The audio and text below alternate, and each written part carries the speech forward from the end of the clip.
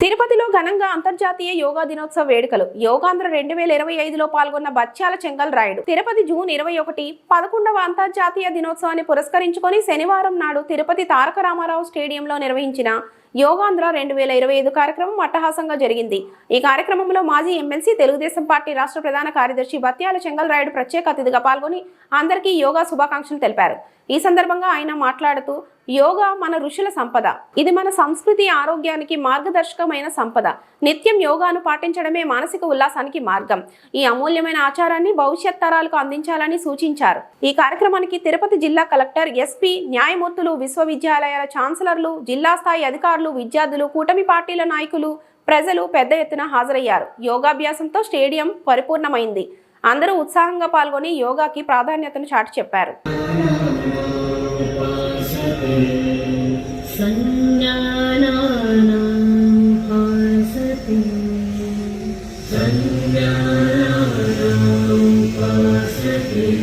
కొంచెం దూరం రెండు చేతులు నడుము మీద నెమ్మదికుంటూ ఎంత వీలైతే అంత మీ తలను వెనక్కి తీసుకువెళ్ళండి. మంచాన్ని గడ్డం ఛాతీకి శ్వాస వదులుతూ మధ్య విశ్రాంతి. Shoulder stretching. భుజం నొప్పి ఉన్నవాళ్ళు ఈ వ్యాయామాన్ని జాగ్రత్తగా చేయండి. శ్వాస వదులుతూ మోకాళ్ళని వంచండి. శ్వాస తీసుకుంటూ శరీరాన్ని నిటారుగా కలిపి ఉన్న వేళ్ళని బట్టి చేతులను పక్కల నుండి కిందకి తీసుకుంటండి.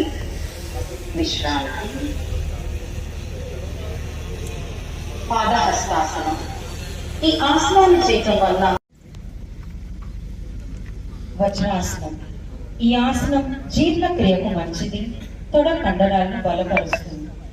మోకాలు నొప్పి. నెమ్మదిగా కళ్ళు తెరవండి. ఇక్కడి నుంచి మనము అర్ధ ఉష్ట్రాసనం స్థితి. శ్వాస తీసుకు. ఈ ఆసనం చేయటం వలన మొత్తం శరీరానికి విశ్రాంతి లభిస్తుంది.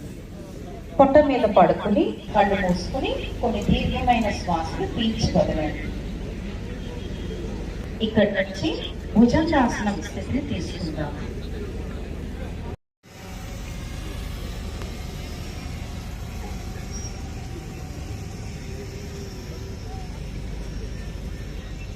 కుడివైపు ఎడమ నాసిక నుంచి శ్వాస నెమ్మదిగా వదలండి. ఇప్పుడు కుడి నాసిక నుంచి నెమ్మదిగా శ్వాస.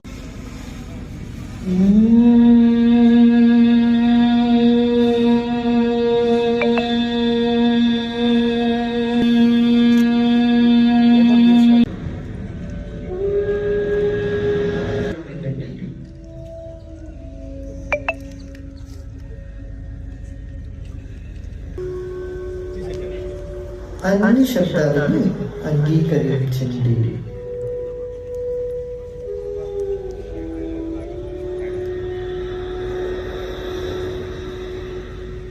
ఈ క్షణంలో మన చుట్టూ ఉన్న వాతావరణంతో సామరస్యంగా ఉందాం.